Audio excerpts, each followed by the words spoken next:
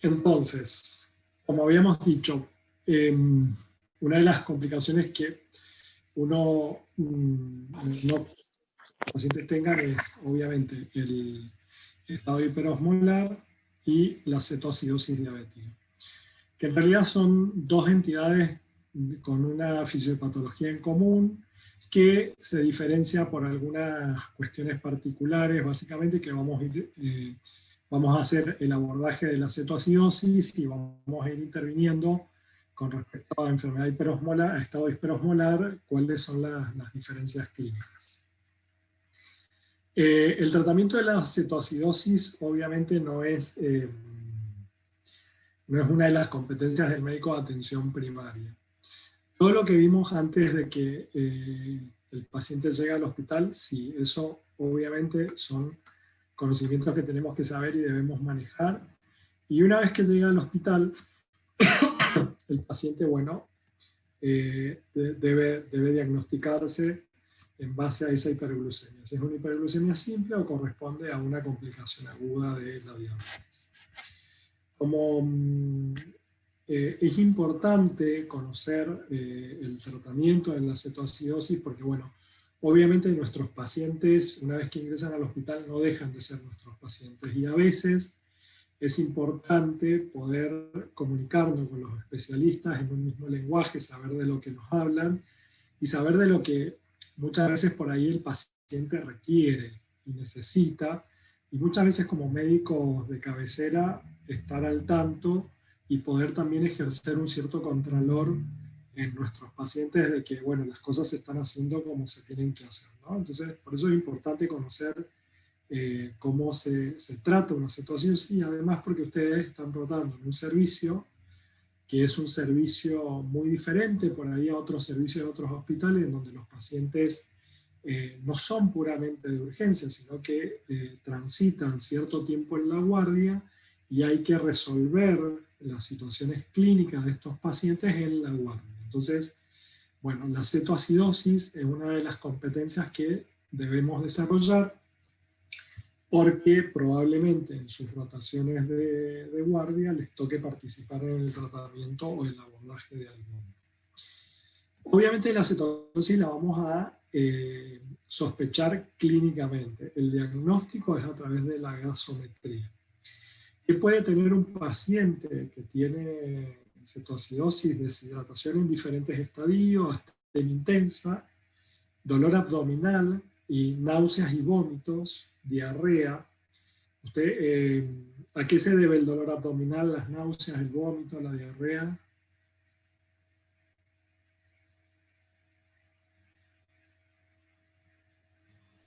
A los cuerpos cetónicos.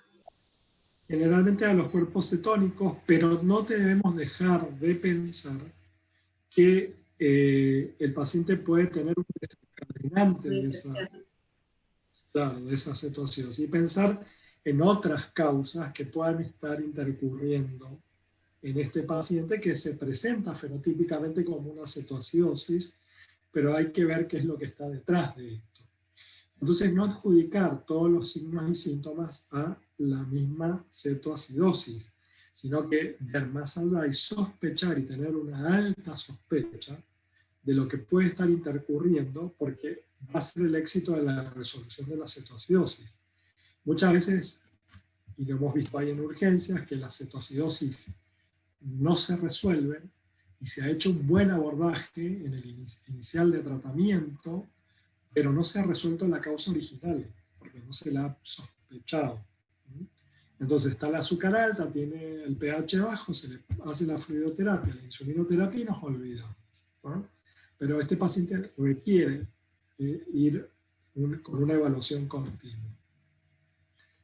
Entonces, ¿cómo confirmamos el diagnóstico? Y lo confirmamos a través de la presencia de glucosa, es decir, el nivel de glucosa que yo tengo, cuáles son los criterios diagnósticos, el nivel de cetonas, que si tengo la posibilidad, por eso lo que les quería mostrar, fíjense, los dos grandes países que tienen evidencia acerca del tratamiento de cetoacidosis es el Reino Unido y Estados Unidos. Entonces, toda la bibliografía que nosotros tomamos y vemos es en base a la evidencia que ellos han podido otorgarle al mundo. Entonces ellos usan la glucosa, los cuerpos cetónicos y la confirmación de la acidosis con el pH, el bicarbonato y el anión GAP. Entonces, Inglaterra y Estados Unidos tienen diferencias muy sutiles acerca de criterios diagnósticos. Básicamente los criterios son para el Reino Unido de la glucemia es de 200 y para la Sociedad Americana de Diabetes 250. En general en Argentina usamos mucho la bibliografía y van a ver que las guías del Hospital del Carmen están en base a la guía americana. Entonces, valores mayores a 200 para la Unión Europea, el Reino Unido, y para la Sociedad Americana el valor es de 250 el corte. ¿Por qué esta diferencia con respecto a los ingleses? Porque acuérdense que hay un 10% de cetoacidosis con normoglucemia. Cuando hablamos de normoglucemia no estamos hablando de menos de 100, sino que estamos hablando con valores menos de 200.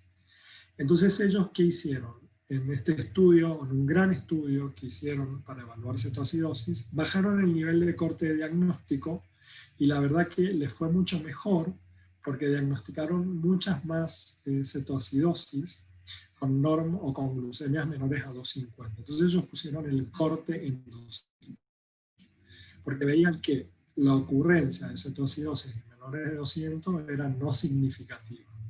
Pero a partir de 200 la ocurrencia era era muchísima, es decir, había un gran salto. Entonces ellos ponen como corte el 200. Estados Unidos sigue manejándose con 250, que es lo que nosotros usamos acá en Argentina. Y recuerden, el 10% de la cetoacidosis pueden tener normoglucemia, ¿no? Eso sucede más, la cetoacidosis en normoglucemia, en pacientes que usan inhibidores del CLGT2, que son los inhibidores de los cotransportadores de sodio glucosa a nivel renal, que es un fármaco que se usa para diabetes, y en las embarazadas. Así que ojo, si ustedes tienen síntomas de cetoacidosis en embarazo y tienen valores bajos de glucemia, no la tienen que descartar. La presencia de cuerpos cetónicos, fíjense cómo Inglaterra toma la posta en medir cuerpos cetónicos en glucemia capilar, en sangre capilar. Y también agrega el estándar para cuerpos cetónicos en orina. Entonces, tiene que haber, obviamente, cetonemia, cetonuria o cetonemia, porque es, digamos, la etiología de la cetoacidosis. Y con respecto al pH, el pH de COPE es 7.3 y América los divide en 3 estadios en base al pH de severidad. En bajo riesgo, moderado riesgo y alto riesgo. Esto surge en base al modelo de salud que tiene Estados Unidos. Es decir, Inglaterra es un modelo, la verdad, ejemplar, ojalá lo pudiéramos tener nosotros, en donde el sistema de salud es único, no hay sistema privado. El sistema privado está para algunas prestaciones solamente, pero en general las patologías están para un solo sistema, ¿no? En cambio, Estados Unidos tiene diferentes sistemas, como tenemos nosotros, y no todas las personas pueden acceder al mismo nivel de atención de calidad. Entonces ellos vieron que, y también obviamente todo lo que tiene que concerniente a la disponibilidad de recursos para afrontar la cetoacidosis. Entonces ellos hicieron un gran estudio en donde dividieron los pacientes en bajo, moderado y alto riesgo en base a un corte arbitrario del pH y pudieron evidenciar que los pacientes que tienen una cetoacidosis leve pueden ser tratados en las urgencias sin necesidad de internar con insulina subcutánea. Hay un gran estudio que es un Pierris, que es un diabetólogo que es argentino, que se fue a vivir a Estados Unidos. Él demostró que la cetoacidosis leve las trata con insulina aspártica subcutánea, con dosis regladas cada 1 hora, con la hidratación, con todo lo mismo, sin usar bomba de insulina. Entonces él demostró que las cetoacidosis leves pueden tratarse de esta forma. Nosotros ahora en el Hospital del Carmen estamos haciendo la normatización de los protocolos de guardia para diferenciar un poco de las normas de clínica médica, porque, bueno, obviamente los contenidos, algunos contenidos de abordaje son diferentes a clínica médica, y vamos a intentar poder hacer el tratamiento de la cetoacidosis leve a través del uso de insulina subcutánea, que es mucho más accesible. Los que han rotado por la guardia del examen saben lo difícil que es poder que el sistema de enfermería colabore un poco con estos pacientes que requieren horario de atención, es decir, tener un enfermero abocado al tratamiento de estos pacientes, porque obviamente el tratamiento es hora a hora. El bicarbonato es otro factor, es otro ítem de diagnóstico, ¿sí? Y fíjense que es menor a 15 el corte, y con respecto a si es leve, moderada o severa, y el anion gap para la Unión, para Inglaterra no lo aplica, y Estados Unidos sí lo utiliza, ¿no? El anion gap, acuérdense que lo podemos sacar con la fórmula, con el sodio, el potasio, y si no viene ya en el laboratorio de los CEP, viene el anion gap, que figura como AG. Fíjense después en los gases que ustedes empiezan a ver en guardia, más para las chicas de primero que van a empezar a rotar, y de segundo van a empezar a ver qué aparece, ¿no?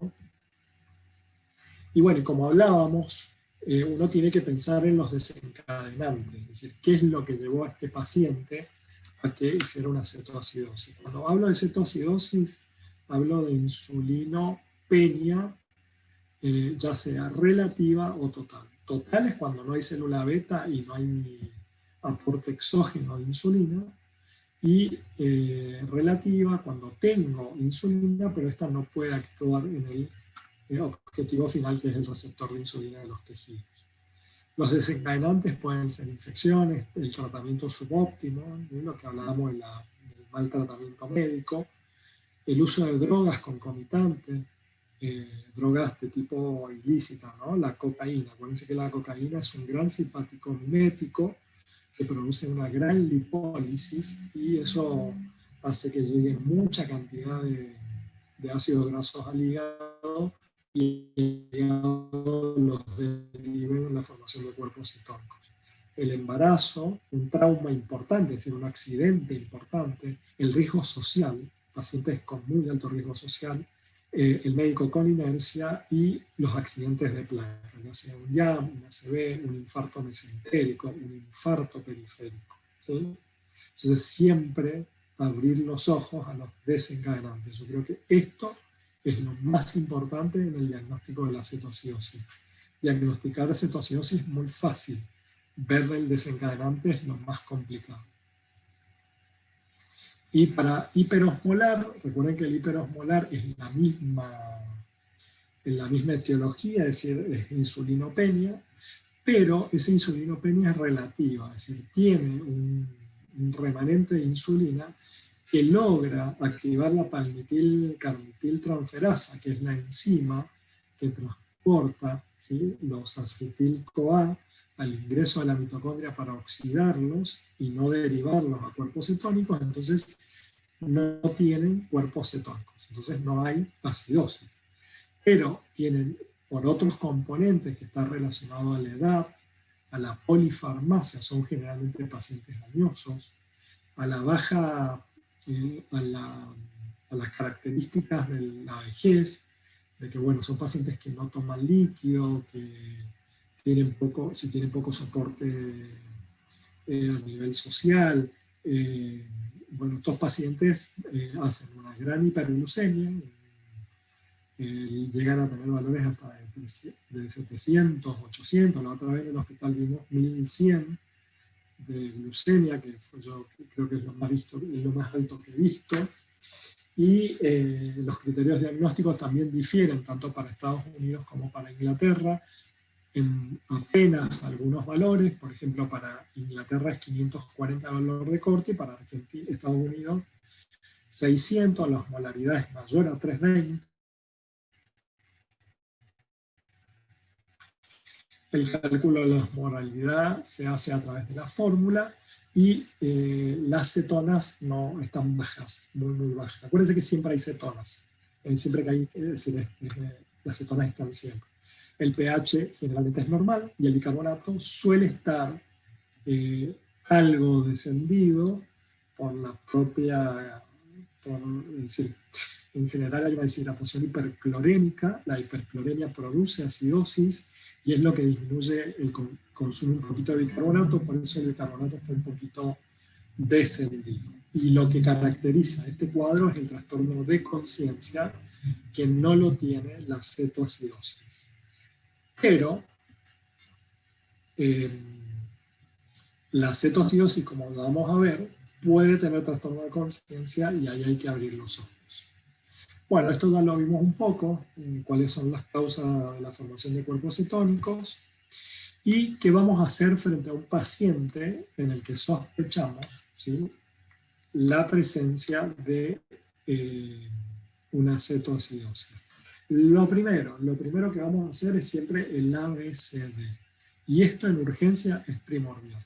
Si lo que nosotros tenemos que hacer en urgencia es sacarnos el chip de consultorio, ponernos el chip de urgencia, y siempre que estamos en la guardia es primero el riesgo de vida.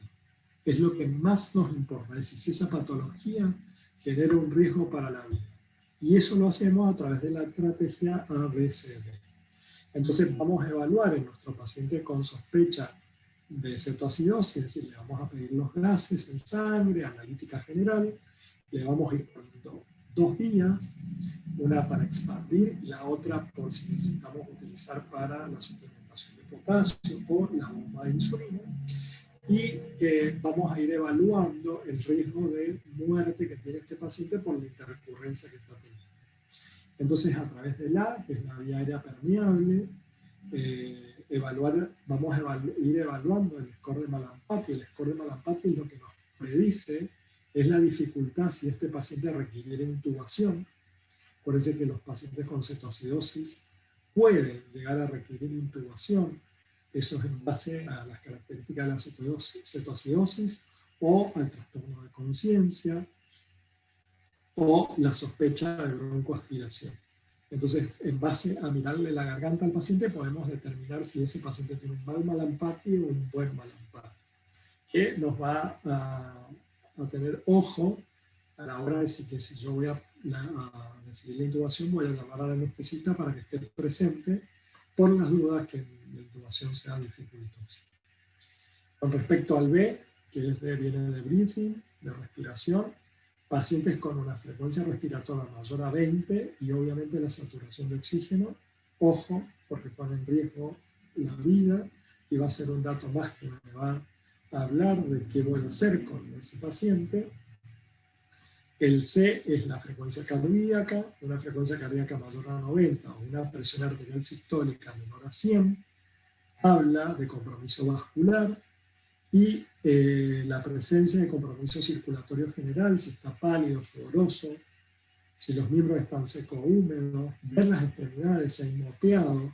El moteado, acuérdense que indica dificultad severa de la circulación, son shunt arteriovenosos, que hablan de mala perfusión periférica y son eminentemente premonitorios de muerte inminente. Y con respecto al Glasgow, voy a evaluar a lo neurológico, voy a evaluar el Glasgow, es decir, en qué Glasgow está mi paciente, y si está con menos de 8, obviamente requiere intubación, y si el Glasgow está leve o moderado, estar atentos a esa evaluación inicial para hacer comparaciones posteriores en base a la evolución del paciente. Entonces, esta estrategia tiene que ser una estrategia para todas las intercurrencias que veamos en guardia. El ABCD es lo que tenemos que tener en la cabeza a la hora del primer contacto con el paciente y la intercurrencia que tiene. A la medida que vamos ya viendo al paciente desde la cama, ir evaluando el A, el B, el C y el D, y nos va a dar un panorama en donde está parado nuestro paciente. Lo que tenemos que tener cuidado, ¿se acuerda que dijimos que el hiperosmolar se presenta con trastorno de conciencia? Entonces, ojo, la, la expansión en un paciente con hiperglucemia puede favorecer el edema cerebral. ¿Y en quiénes voy a sospechar el edema cerebral? Generalmente en pacientes más jóvenes, que son los que mayor riesgo tienen de sufrir edema porque son los que menos se defienden frente a la hiperexpansión. ¿Cómo lo vamos a sospechar? Porque el paciente refiere dolor de cabeza o tiene un nivel de conciencia alterado o está agitado, agitación psicomotriz, está agresivo. Es decir, un paciente que está en cetoacidosis, generalmente los pacientes en cetoacidosis están lúcidos, orientados, te hablan, te cuentan, están un poco somnolientos, pero en general son pacientes que responden a estímulos, tienen un buen Glasgow. Si el paciente en cetoacidosis tiene criterios de cetoacidosis y tiene trastorno de conciencia, ojo, estar atento. Entonces, lo que tenemos que hacer en ese paciente es monitorizar los signos de edema cerebral, desde el momento que lo admitimos hasta las 24 horas que se va del hospital. El edema cerebral puede aparecer al inicio, durante o posterior al tratamiento o en la resolución de la cetoacidosis y depende exclusivamente de la hidratación. Si hay sospecha de edema cerebral, ¿sí?, lo que tenemos que hacer obviamente es la interconsulta neurológica y pedir una tomografía computada, es decir, hacer un ataque de cerebro simple. Y obviamente gases en sangre, porque acuérdense que el edema cerebral disminuye toda la oxigenación, todos los parámetros circulatorios, entonces hay que hacer gas arterial y TAC de cerebro para diagnosticar. Fíjense que estas son tomografías de pacientes con edema cerebral y se ve como en alas de mariposa, esa hiperintensidad localizada en ambos hemisferios, ¿sí? Que hablan de la presencia de edema, ¿no?, de edema intersticial. Esto tiene que ver con, ¿se acuerdan?, con la formación de los osmolitos en pacientes que están, no es que se deshidratan en el momento, sino que vienen con un periodo de deshidratación prolongado, en donde, bueno, el cerebro se defiende a través de la formación de osmolitos para retener mayor cantidad de líquido, y cuando uno lo sobreexpande, esos osmolitos atraen mucho líquido, la neurona se expande, se hidrata y muchas veces se rompe, ¿no?, y aparece el edema.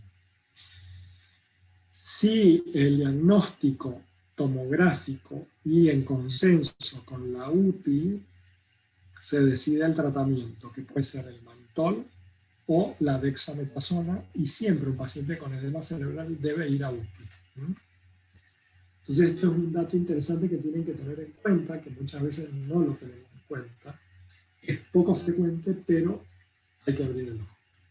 Entonces, una vez que hacemos el ABCD, evaluamos la parte neurológica, decidimos dónde va a estar el paciente. Si va a estar en guardia o en clínica, obviamente en LOCEP va a estar en guardia, y después veremos si pasa a clínica o UTI, pero en general, si el paciente requiere clínica o UTI, bueno, eso va a depender del estado general y de la interconsulta con el servicio de emergencia.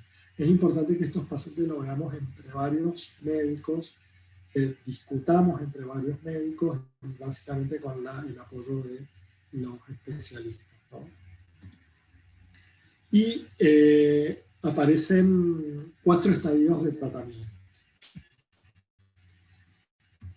No sé si lo ven, porque está justo en la barra ahí arriba. No sé si se sale la barra, ¿lo ven? Sí, sí se ve. Bueno, entonces, ¿qué vamos a hacer en el abordaje inicial del paciente? Es decir, bien expandido, tal vez. Eso es importante que les iba a decir. Hay que, y esto los que han rotado conmigo en el centro de salud, en eso soy como muy obsesivo, es una buena redacción y evolución que el paciente tiene que llevar de atención primaria. Tiene que estar escrita, legible, hacerla en computadora, y tiene que tener todos los datos de lo que se hizo en el centro de salud, porque es re importante a la hora en la guardia de saber qué pasó en el prehospitalario de este paciente. Luis, esa es la parte buena de que la ambulancia se demore un montón, que nos daba tiempo de escribir todo lo que vos nos hacías escribir. Sí, es verdad, eso está bueno, tenés Nos razón. daba tiempo. El pobre Lucas me padeció. Bueno, entonces, lo que... Lo padecimos, Luis, pero lo hacemos así ahora como hábito. Cada vez que hacemos alguna derivación por cualquier motivo, va como con Muy esa, bien, es la idea. es la idea, sí, es un poco también profesionalizar la atención primaria, ¿no? Bueno, entonces, empezamos con, siempre hay que poner dos vías. Una vía tiene que estar exclusivamente para la expansión y la otra vía va a estar dada para los sucedáneos que vayamos a usar.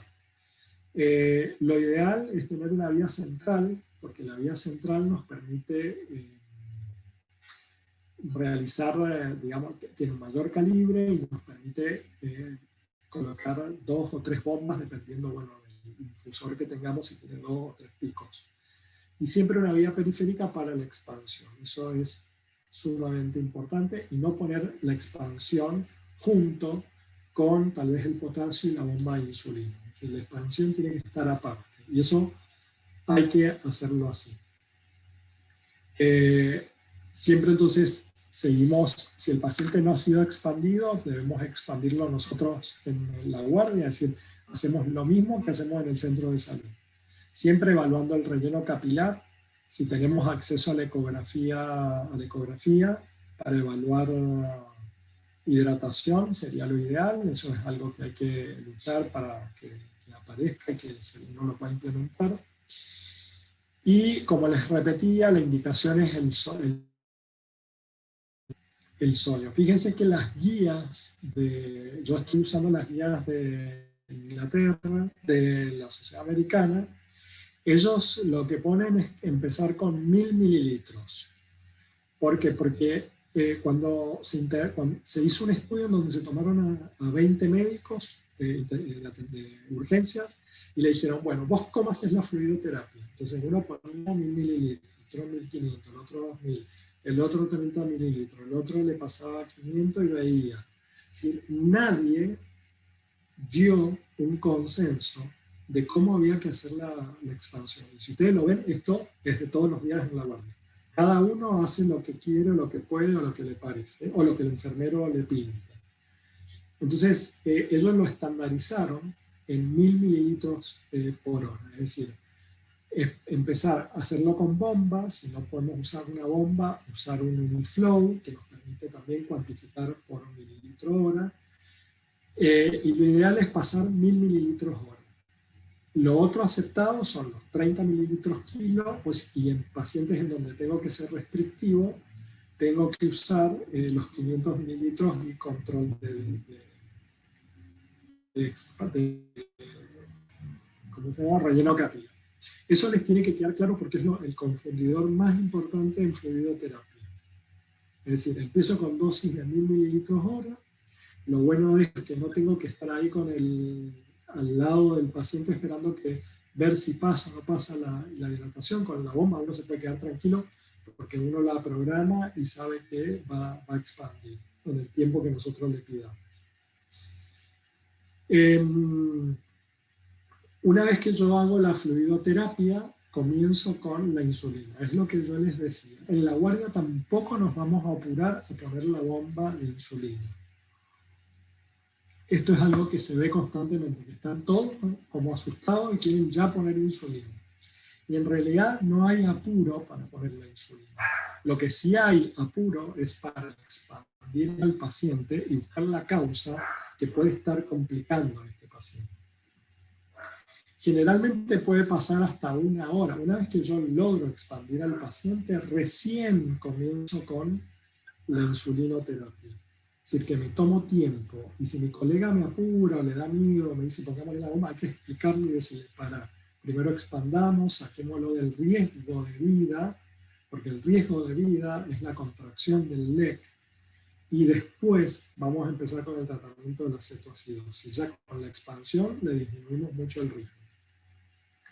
La insulinoterapia la vamos a usar también con bomba. Y se pueden usar dos estrategias. En general, lo que se utiliza es 0,1 punto unidad kilo hora, es decir, 0,1 punto kilo. ¿Cómo se logra ese 0,1 punto kilo? Y depende, hay dos estrategias.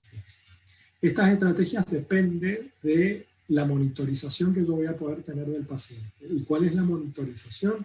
Es que tenga un multiparamétrico de signos vitales conectado y que tenga un enfermero que le mida la glucemia horario, es decir, cada una hora. ¿Por qué? Porque lo importante es que, primero principal, es que la glucemia vaya bajando y segundo, que no haya hipoglucemia, que es lo fundamental que tenemos que tener cuidado en insulinoterapia, es la hipoglucemia. Y acá aparece lo que vos referías, no me acuerdo tu nombre de primero, que qué pasa cuando la glucosa baja por un nivel crítico, hay que ahí colocar es decir, no se corta la insulina, siempre la infusión tiene que ser continua y lo que uno hace es un aporte de glucosa como para sostener el continuo de la insulina. Obviamente, la colocación de la insulina va a depender del tercer factor, que es el potasio. Entonces, tratar la cetoacidosis es fácil. ¿Por qué? Porque tengo que poner fluidoterapia, es un poco de insulina y controlar el potasio. El problema es el arte, ¿no? ¿Cómo lo voy a hacer? Entonces, expando, empiezo con bomba y acá aparece el arte, es decir, controlar horario la glucemia. Obviamente, mientras esas tres cosas inician, entonces, antes una vez que pongo la insulina, antes de poner la insulina tengo que ver el potasio. No puedo usar, lo que les tiene que quedar grabado es que no pueden usar insulina si el potasio está por debajo de 3. Es la contraindicación. Por ejemplo, ustedes tienen un paciente que le pusieron la bomba, le hicieron la fluidoterapia y están con la terapia hídrica de mantenimiento y está con insulinoterapia, le miden bien el control que le hago a las 4 horas del ionograma y les da el potasio bajo, le da menos de 3. Ese es el único momento en donde yo apago la bomba. La bomba, como dato principal, nunca se apaga. La infusión tiene que ser continua de insulina, porque es la única manera de frenar la cetogénesis. Si yo corto la bomba, la vuelvo a prender, la corto, la vuelvo a prender, no hay un continuo de insulina y eso hace que la resolución de la cetoacidosis tarde o llegue en otro momento. Entonces la bomba no se para, salvo que el potasio esté por debajo de 3. En ese caso se detiene, se corrige el potasio, se controla y una vez que el potasio supera los 3, se vuelve a infundir con el valor en el cual la bomba había quedado, ¿sí? En el dato de la bomba había quedado. ¿Cómo vamos a preparar? ¿Qué estrategias? Y puede usar una insulina más concentrada, que es la de 100 unidades en 99,5 mililitros de solución fisiológica, en realidad son 100 en 100, pero más o menos 100 unidades de insulina corresponden a 5 mililitros. Entonces por eso se ponen 99,5 para lograr un total de 100. ¿Sí? Y si no, uso 50 unidades en 499,5, en 500, es la otra estrategia. ¿Cuál va a ser la diferencia? El tipo de cetoacidosis. Si yo tengo una cetoacidosis leve, moderada, más tirando a leve, y uso una dosis más diluida, tengo más tiempo, no tengo que ser tan intensivista, puedo estar más relajado, ¿sí? Es lo que pasa, ¿se acuerdan que les dije que podíamos tratar a la cetoacidosis leve con insulina subcutánea? Que eso en el Hospital del Carmen todavía no hay experiencia, entonces por eso no se utiliza. Y si el paciente está más moderado a severo o severo, y tengo que tratar de usar una mejor concentración de insulina, entonces uso la estrategia B. Pero ¿qué voy a tener cuidado? Que voy a tener que medir la glucemia horario, porque la hipoglucemia es la causa más frecuente de complicación de esta estrategia. Entonces, como tengo que calcular 0 unidad kilo, si le pongo la primera estrategia, le pregunto el peso al paciente y esos son los mililitros hora de la bomba. Y en el caso de estar más concentrada, le pregunto el peso al paciente y le corro la coma, un punto, y me quedan 0,7 mililitros hora. Esa es la base. De ahí puedo titular hacia arriba o puedo titular hacia abajo. En general, cuando comienzo con 0,1, titulo hacia arriba. No voy a titular nunca en menos. ¿Vamos bien hasta ahora? Sí. Bien. Bueno, y mientras voy haciendo esto, tengo que pensar en otras cosas, en otras acciones. Considerar la vía aérea, ver que el paciente tenga una vía aérea protegida, que no esté vomitando, que no tenga riesgo de aspiración. Ojo con eso. Chequear si es una mujer que no esté embarazada, le puedo ir haciendo un test de rápido embarazo, o le puedo pedir, si la paciente está con dolor torácico, o le voy haciendo un electro y voy viendo el electro, o si tiene dolor torácico, pedir enzimas cardíacas. Si sospecho la presencia de infección, tengo que realizar urocultivo y hemocultivo. Tengo que estar atento al fluido que yo voy colocando y si aparecen signos neurológicos que me hagan sospechar el edema cerebral. Si el paciente es un tipo 1 y tiene una bomba de infusión continua, es decir, una bomba que la usa él en su domicilio, hay que retirársela, hay que sacársela.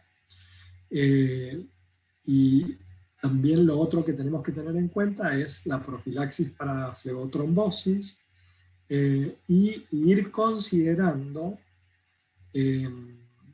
la prescripción de un análogo lento, si en el hospital no tenemos, para cuando hagamos la transición. Si cuando este paciente salga de la cetoacidosis, hacer la transición con una insulina subcutánea para hacer la transición. Bien. Entonces, esto es lo inicial, lo que hago al inicio. Le pongo líquido, lo expando. Si una vez que logré la expansión, hago el sostenimiento, coloco la bomba de insulina previamente a conocer el potasio, ¿no? Obviamente que el potasio lo van a tener el inicial cuando hagan los gases de inicio del paciente, ¿no? Una consulta, perdón, Sí. antes que pase. No, me parece que en la estrategia B, o sea, cuando pones 100 unidades en 100 mililitros, creo que debería ser 7 mililitros hora la infusión. 7, tenés razón, me acabo de dar cuenta. 7 mililitros, perdón. Bien, con respecto a esta guía, es decir, esto ustedes, los que han rotado por clínica, lo deben haber visto, que bueno, que el clínica lo ha obtenido de acá. Este es el de Inglaterra, donde esto en general en la guardia yo lo hago y lo trato de sostener. Es importante hacerlo porque nos va dando los datos de lo que vamos haciendo, ¿no? Entonces ahí se pone cada una hora y vamos viendo y vamos agregando lo que se va haciendo, ¿no? Generalmente, hora tras hora, lo que vamos a tener es el dato, si tuviéramos, de la glucemia, es decir, la glucemia tiene que ser horario, ¿sí? Y la cantidad de líquido o glucosa administrada también va a estar ahí. Generalmente cada 4 horas vamos a hacer el control de gases en sangre para evaluar, obviamente, la PO2, la PCO2, el pH, el bicarbonato, el potasio, el sodio, el cloro. Y generalmente a las 6 horas hacemos el control de la urea y la creatinina, si no se lo hicimos al inicio, y se puede hacer también uno a las 12 horas. El horario es glucemia, ¿sí? Y los ingresos y los egresos. Entonces, fíjense, ¿cómo manejamos el potasio? Siempre, obviamente, vamos a tratar de tener una función renal adecuada, es decir, no hace falta tener una función renal de laboratorio. Son pacientes que obviamente le vamos a colocar una sonda vesical para control de diuresis, y si nosotros tenemos 50 mililitros hora, eso lo podemos sacar en la primera hora que el paciente está en la guardia, ya ahí de entrada aseveramos que la función renal está conservada. Entonces, puedo dilatar el pedido de la creatinina, la urea, ¿sí? Si el potasio entonces está en menos de 3, estas son las guías del hospital. Ellos ponen 3,3, pero la bibliografía en general habla de 3. Se suspende la infusión de insulina y se da potasio, ¿sí? Se agrega potasio, luego se mide y si el potasio mejora, ¿sí?, continuamos con la insulinoterapia. Si el potasio está mayor a 5.2, no se le da potasio y hay que chequearlo cada 2 horas. Y el potasio entre 3.3 y 5.3 tiene que tener una infusión continua para mantener la potasemia dentro de lo adecuado. Entonces, van a hacer fluidoterapia, insulinoterapia y potasioterapia.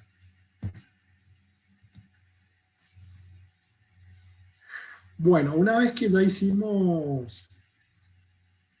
pusimos la bomba, evaluamos al paciente, decidimos si iba a UTI o se quedaba en clínica, hicimos la expansión, iniciamos la insulinoterapia, evaluamos al potasio y le dejamos con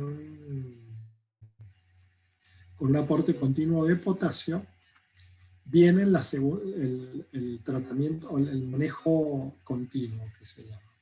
Que es lo que yo les decía, si se ve ahí, siempre entonces, glucemia horario, gases en sangre se pueden obtener de 2 a 4 horas, lo ideal sería iniciado el tratamiento a las 2 horas y después cada 4 horas.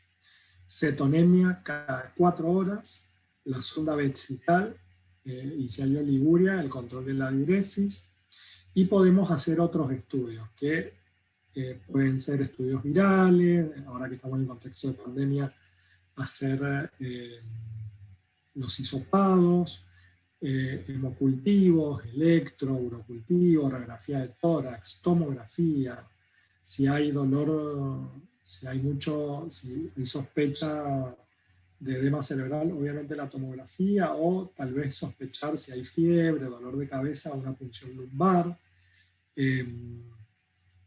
Eso básicamente lo hago una vez que ya inicié el tratamiento. Ya me pongo a buscar causas secundarias, causas que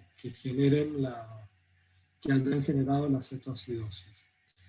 El mantenimiento ¿cómo voy a hacer el mantenimiento de la fluidoterapia? Sigo con solución fisiológica, lo que aporto es 500 mililitros por hora, entonces esto es muy fácil, porque la expansión la hago con 1000 mililitros por hora, y el sostenimiento en las primeras 3 o 4 horas lo hago con la mitad de los 1000, hago 500. Y ya después de las 3 o 4 horas puedo sostenerlo con 250 mililitros por hora. Y hago el mantenimiento de la fluidoterapia. Sigo chequeando el potasio cada 4 horas y voy evaluando si el potasio necesita reposición o no. Y continúo con con la insulinoterapia. Lo que tengo que ir viendo cómo va progresando la glucemia. Si yo veo que en la primera hora la glucemia no mejora o no desciende 14 milimoles, que aproximadamente son 100 miligramos de cilitro, tengo que duplicar, ¿sí?, la infusión de insulina. Entonces lo que hago es la titulo, el doble de la insulina que yo comencé. Lo mismo, eso es por si no disminuye la glucemia o si no hay cambios en el pH. Si yo entre la hora que hice a las 2 horas, acuérdense que hay que hacer el primer control de gases. Si yo no veo un cambio, me obliga a duplicar la dosis de insulina. Y lo mismo sucede que si yo tengo una disminución de glucemia, que la sociedad inglesa pone 100 miligramos de decilitro, nosotros tenemos acá como protocolo 250, que es la americana, pongo una infusión continua de glucosa al 10% a 100 mililitros hora. ¿Sí? Nosotros acá seguimos con las guías americanas, que es 250. ¿Sí? Entonces lo importante es que frente a ningún cambio, ya sea en la glucemia o en el pH, tengo que titular la dosis de la insulina al doble de las unidades. Si era 0,1, 0,2 unidades.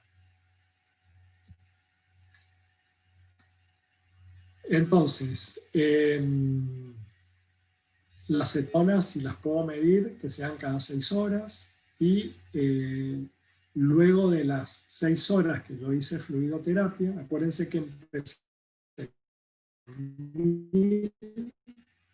en el inicio, en la primera hora y en la segunda hora 500, hasta la sexta hora 250, y luego de la sexta hora ya puedo continuar con 125 mililitros por hora.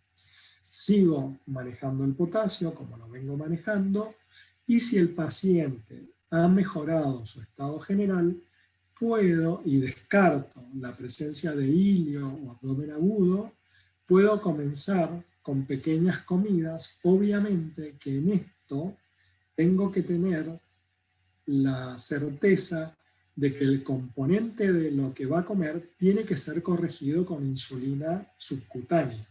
Es decir, más allá de la insulinoterapia que está teniendo continua, si el paciente va a comer, tengo que calcular la cantidad de hidratos de carbono de lo que va a comer y suplementárselo aparte de la insulinoterapia que está teniendo. Esto es como hay controversias en el hospital realmente. ¿El paciente come o no come durante el tratamiento de la cetoacidosis? ¿Espero a que la cetoacidosis se resuelva y empieza la comida? ¿Hago la transición y después empiece la comida? En realidad hay pros y contras. Obviamente que toda la evidencia demuestra que si el paciente viene mejorando sus parámetros metabólicos, está en buen estado general, siente el deseo de comer, lo ideal es que comience con su fisiología de alimentación normal. Pero esto conlleva medir o contar los hidratos de carbono y corregirlos con un suplemento de subcutáneo. Y una vez que el paciente ha resuelto la cetoacidosis, que eso significa que el paciente come y bebe con normalidad, tiene un anion gap normal, tiene cetonas menor a 6 a 0,6 y tiene un pH normal, debo empezar la transición. Y la transición que es colocar una insulina lenta en base a 0,1 a 0,2 unidades kilo y esperar 2 horas de la colocación de esa insulina lenta subcutánea para apagar la bomba. A eso le llamamos transición. No hay que poner la insulina y apagar la bomba porque el paciente puede volver a cetoacidosis. No hay que esperar 2 horas, que haya una mejor distribución de la insulina subcutánea y recién ahí apagar la bomba y continuar con el tratamiento de la hiperglucemia en paciente no crítico, que es otro tema. Bueno, muy bien. Esto es todo por ahora.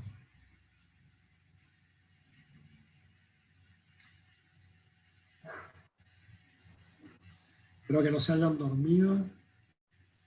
No, no. Más o menos. Bueno, Luis, yo creo que igual en el momento en que llegue un paciente con hiperglucemia o cetoacidosis a la guardia, ahí van a surgir de vuelta las dudas. Pero bueno, nos queda por ahí este material disponible, grabado, y también las guías. Hay que recurrir a las guías, leer el tema, releerlo, como para terminar de afianzarlo. Lo importante es que puedan manejar bien y hayan entendido bien el prehospitalario. Sí. Porque en cetoacidosis está todo escrito, uno puede recurrir al papel, a la guía.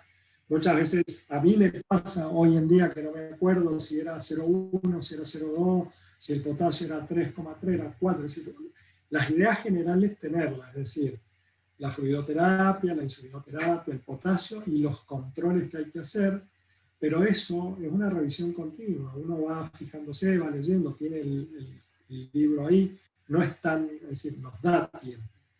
Lo otro, lo importante es el prehospitalario. Eso es sumamente re importante que lo sepamos manejar bien.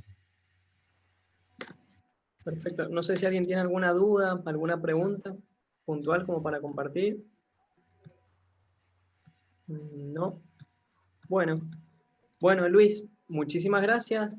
No, como decía, nos va a quedar el material y sí estaría bueno en algún momento si podemos ver esto de pie diabético que nos habías ofrecido, que también es algo muy frecuente que se presenta en la guardia del Hospital del Carmen. Y bueno, muchísimas gracias por sumarte ahí a estos espacios académicos. Contamos con vos también para los espacios de rotación y bueno, para hoy en día que se han reiniciado las guardias externas para que acompañen los días miércoles en la medida de lo posible a los residentes de segundo sobre todo. Nos esperamos.